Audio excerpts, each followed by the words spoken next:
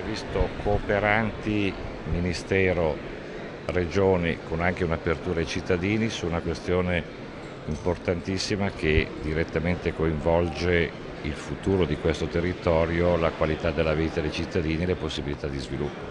Innanzitutto questo è un interessante prototipo, no? Su questo il Veneto davvero è stato all'avanguardia, una sorta di laboratorio. Credo che possa essere un buon modello questo spirito cooperativo anche per altre politiche pubbliche su questioni che sono rilevantissime per i cittadini o che sono sempre più cruciali da sciogliere perché siamo in una stagione di risorse limitate. Ecco, credo che alimentare lo spirito cooperativo nella consapevolezza delle difficoltà sia la strada principale per uscire da queste difficoltà. Diciamo, non tanto risorse non ce ne sono, le risorse sono in diminuzione rispetto a un recente passato, il che comporta la necessità, primo, di un buon uso delle risorse e secondo, soprattutto in alcuni campi, di cercare risorse attivando un metodo cooperativo.